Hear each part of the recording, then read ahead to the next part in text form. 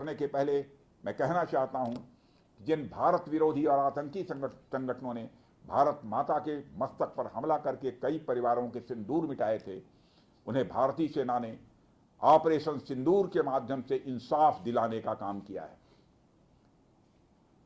और इसके लिए आज सारा देश भारतीय सेनाओं का अभिनंदन कर रहा है। ऑपरेशन सिंदूर सिर्फ एक सैन्य कार्रवाई भर नहीं है, बल्कि भारत की राजनैतिक, सामाजिक और सामरिक इच्छा शक्ति का प्रतीक है।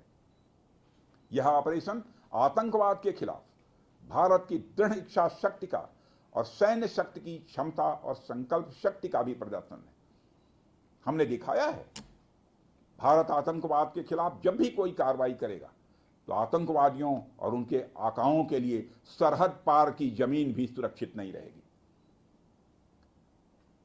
भारतीय सेनाओं ने ऑपरेशन सिंदूर को पाकिस्तान में मौजूद आतंकी ढांचा ढहाने के उद्देश्य से लॉन्च किया था।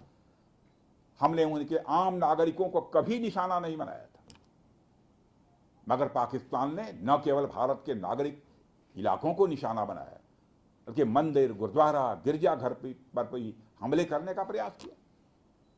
भारतीय सेना ने शौर्य और पराक्रम के साथ साथ संयम का भी परिचय देते हुए पाकिस्तान के अन्य ठिकानों पर भी प्रहार करके करारा जवाब दिया है।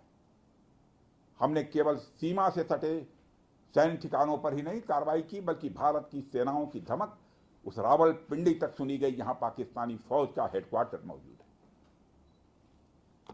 मित्रों, भारत में आतंकवादी घटनाएं करने और कराने का क्या अंजाम होता है, यह पूरे विश्व ने उरी की घटना के बाद देखा, जब हमारी सेना ने पाकिस्तान में घुसकर सर्जिकल स्ट्राइक की। पुलवामा के बाद देखा, जब बालाकोट पर एयर स्ट्राइक की गई। और अब पहलगाम की घटना के बाद दुनिया देख रही है कि जब भारत ने पाकिस्तान के भीतर घुसकर मल्टीपल स्ट्राइक्स की हैं।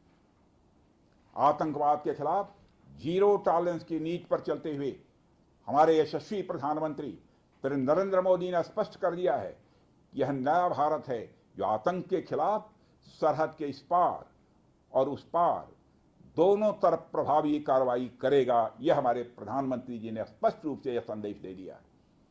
मैं एक बार फिर से